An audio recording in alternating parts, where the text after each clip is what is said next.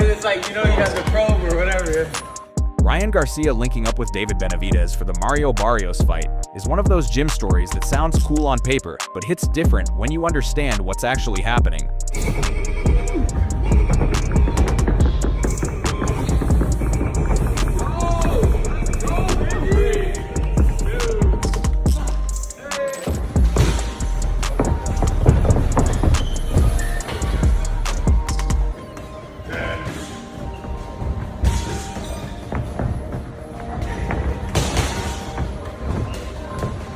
Ryan Garcia teaming up with David Benavidez for the Mario Barrios fight is one of those gym stories that sounds exciting on the surface, but it takes on a whole different meaning when you really understand what's going on behind the scenes. Now, let's talk about this footage where David Benavidez is throwing strikes at Ryan, and Ryan is trying to do the silly shell, trying to roll his shoulder and then return with an uppercut, just like we said in the war room.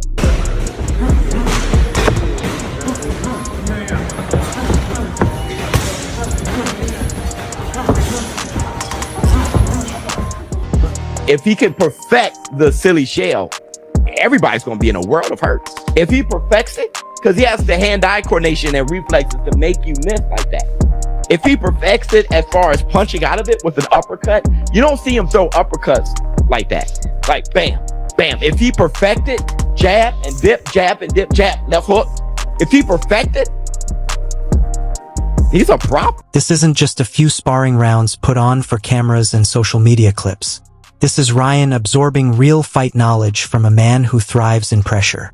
Benavidez has been guiding him through the Philly shell, not the flashy Instagram-ready version, but the gritty, functional one. The kind that lets you slip punches in tight spaces and fire back without ever having to reset your feet. It's crazy how David Benavidez, as a cruiserweight, can even keep up with Ryan Garcia as a welterweight. And really, Ryan Garcia is the fastest fighter in the game. And still, David Benavidez, Ryan Garcia doing a speed challenge, and David Benavidez is keeping up.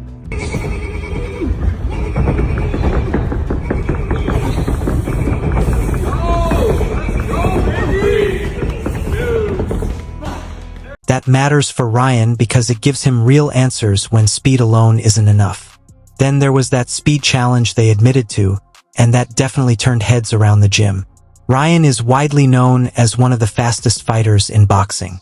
But here's David, the naturally bigger man, keeping up with him, matching his reactions, staying right there in the exchanges. That's not normal. That's elite genetics paired with razor-sharp timing. Ryan Garcia is faster than David Benavidez, and he should be. And Ryan Garcia being as fast as he is, I just think it's more impressive to me that the Mexican monster.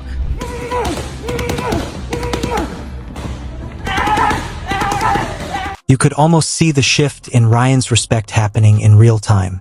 It was that moment of realization. This guy moves like that at this size? Training with someone who can apply constant pressure, match your speed, and still stay mentally sharp while throwing volume is exactly what Ryan needs heading into a fight with a durable, composed opponent like Barrios.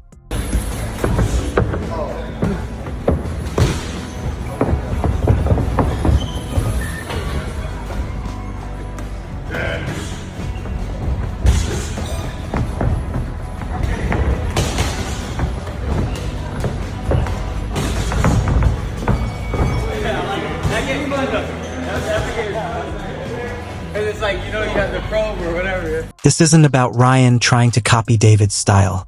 It's about sharpening his instincts in the middle of real pressure.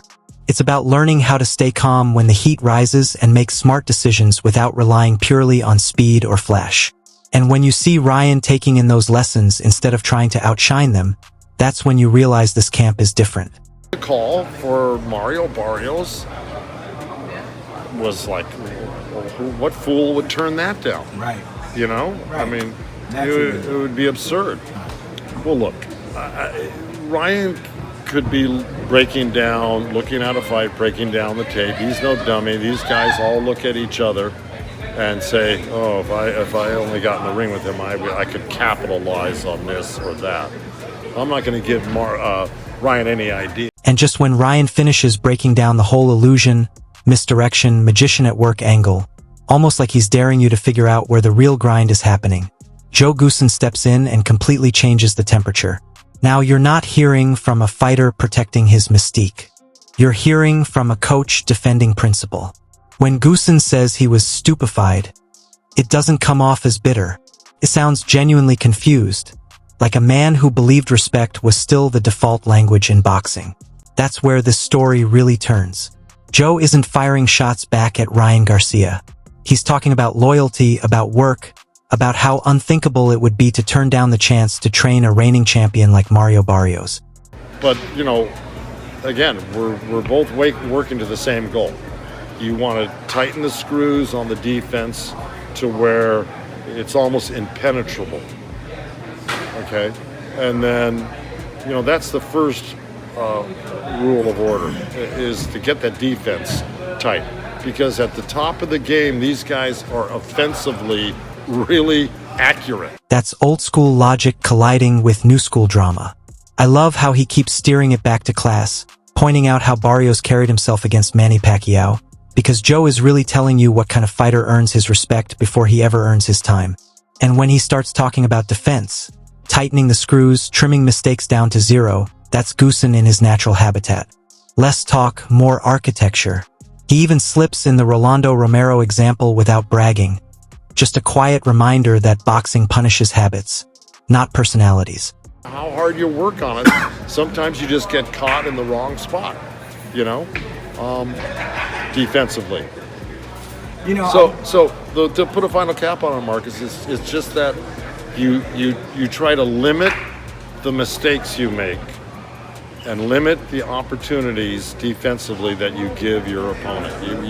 You have to limit those to zero if you can do. What really lands, though, is how Joe refuses to live in the comment section, refuses to play the internet boxing game, and stays locked in on the gym, the craft, the lineage. While Ryan's world is built on mirrors and momentum, Goossen's world is all blueprints and muscle memory. Two completely different energies, neither by accident. That's what makes this so compelling. This isn't some soap opera about betrayal. It's a collision between modern boxing chaos and old-school code. One side thrives on noise, the other on structure. And when those philosophies meet on fight night, there are no excuses. There are only answers. You feel like it would be hard to find sparring partners for a style like Mario Barrios? No, not at all.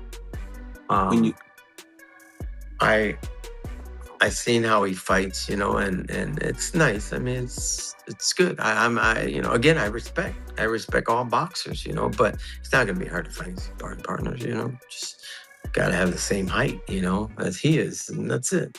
Just go from there. But Ryan's tall too, so it's gonna be nice. And right after Joe Goossen finishes laying down discipline, structure, and that old school tighten the screws philosophy, Ryan Garcia's father, Henry Garcia, jumps in, and the tone flips completely. Now we're not talking blueprints. We're talking belief, memory, and unfinished business. You can feel it the second Henry starts recalling Ryan's amateur battles with Shakur Stevenson. For him, boxing isn't just rounds and records. It's grudges that never expire. People might roll their eyes at the politics, but that mindset actually matters here. It explains why Henry approaches the Mario Barrios fight the way he does. He's not downplaying Barrios for a second.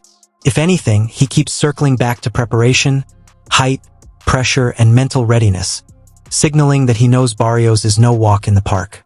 And when Henry says Ryan listens to him, that's not a joke. That's hierarchy in action.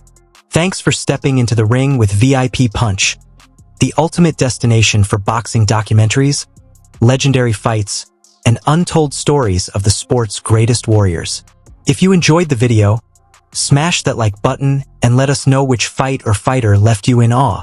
Don't forget to subscribe and hit the bell icon so you never miss a knockout moment or exclusive behind-the-scenes story. Join our VIP Punch family and become part of a community that lives and breathes boxing. Your next favorite fight is just one click away. Comment below and tell us, which boxer or match should we cover next? We read every comment and your suggestion could be our next video. Until next time, stay strong, stay sharp, and keep your punches VIP.